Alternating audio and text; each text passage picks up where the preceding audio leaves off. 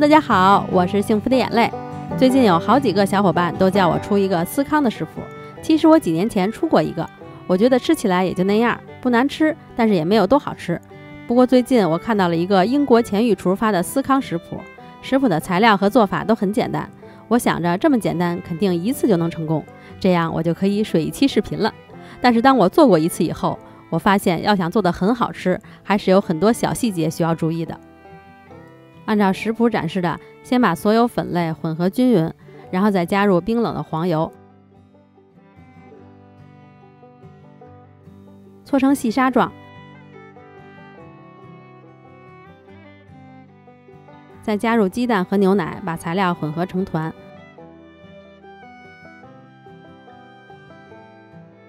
但是不能过度揉捏，成团就可以停止了。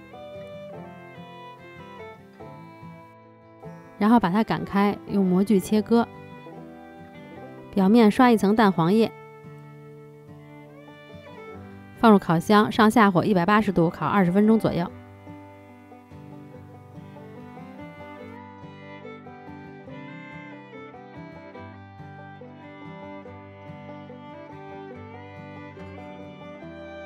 烤完以后，我的第一想法就是肯定我这个温度低了，看人家颜色都比我的深，而且我这表面也没有那么均匀，样子倒是挺规整的，但是看别人做的侧面都有裂口，我感觉好像有裂口的应该更好。这个裂口叫狼口，烤得好的司康都会有这个狼口，如果没有这个的话，泡打粉产生的气体会残留在里边，味道会变得很不好。这个狼口也是做出它有丰富风味的证明。那怎么才能烤出狼口呢？然后我又特别认真地学习了很多老师们分享的制作经验，我发现要想做好，每一步都是有细节的。比如面擀开的厚度太薄了不行，怎么也得1.8厘米以上。烘烤温度有人说180度，有人说200度，有人说烤之前要冷冻，我也不知道哪个更好，就都试了试。这个就是擀的薄了一些，大概是1.5厘米的厚度，温度是210度烤的。虽然温度够，但是它还是没有出现狼口。这第二个虽然烘烤温度降低了一些，但是因为它比隔壁厚一点，所以有一个小裂口。看来擀得太薄了，确实不行。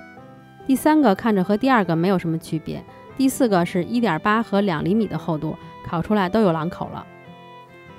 我把这4个都尝了一下，第4个口感最好，第二个也还可以。第4个温度高，时间短2-3分钟，水分保留的更多一点，会更松软一点。第3个因为冻过，烤的时间应该延长点，但是我没有延长，所以第3个没烤熟。尝试了这几次以后，现在我总结出怎么可以把司康做好的方法了。首先第一点就是温度一定要低一些。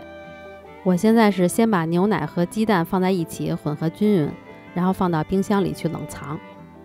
所有粉类也放在一起，也放到冰箱里去冷藏。黄油给它切成小块，然后放到冰箱里去冷冻。都冰它个半小时以后再拿出来制作。粉类混合均匀后放入油，然后用手搓它们。搓的时候尽量用手指头，别用掌心，因为掌心温度比较高。不过说实话，这样手指头挺累的。后来我也有用到掌心。搓到成细沙状以后，你用手感受一下，如果面粉不是凉凉的了，就把它放到冰箱里冷冻10分钟。这个时候就可以预热烤箱了。烤箱预热210度。根据我制作面包的经验，我还是觉得高温快烤效果好一些，这样烘烤时间会缩短一点，可以保留更多的水分，司康内部会更松软。黄油面粉冷冻10分钟以后把它取出来，再倒入也是刚从冰箱里取出来的鸡蛋牛奶，先用刮刀拌。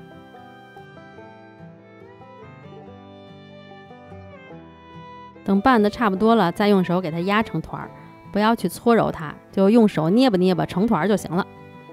也可以用刮板切拌，不过我看那个御厨的视频，就是成团就马上擀开了，也没有切拌。原则应该就是尽可能的少去触碰它，揉捏它。然后桌子上撒一点粉，先用擀面杖压一压，再给它擀成2厘米的厚度。这个时候你操作的时候，你摸这个面团，它应该还是比较冰凉的，不会是常温的温度。如果面团温度高了，那烤完以后它就没有那么立体，就像这个样子。擀成2厘米的厚度比较合适，最低1.8厘米，千万不要太薄。然后用模具切割，模具先沾一点面粉再切割，这样比较容易从模具里拖出来。模具直径用5厘米比较合适，我用的是6厘米的，我看这大小也还不错。剩下的面团就给它们再怼在一起，也是不要揉。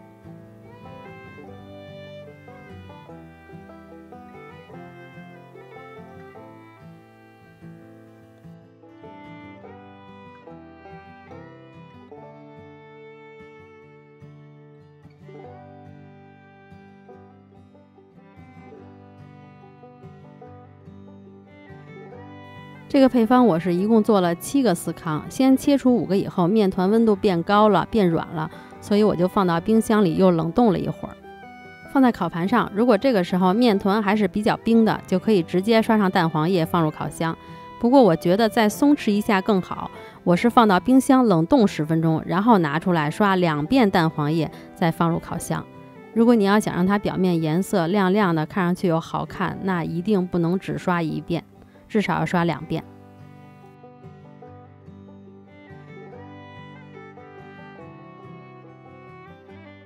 然后放入烤箱中层，210度烤12到13分钟左右。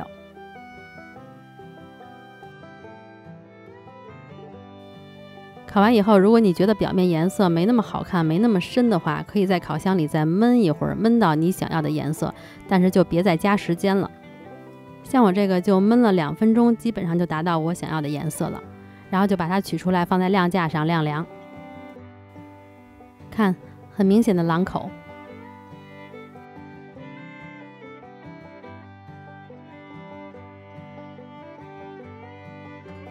司康一般是搭配果酱和奶酪吃的，把它掰开。只要你烤出狼口以后，很轻松就能掰开，放上你喜欢的果酱。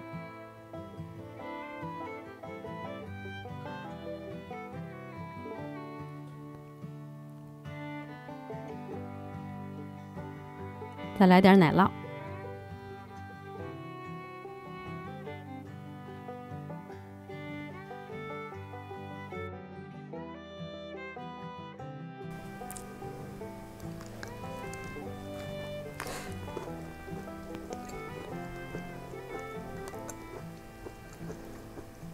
真好吃。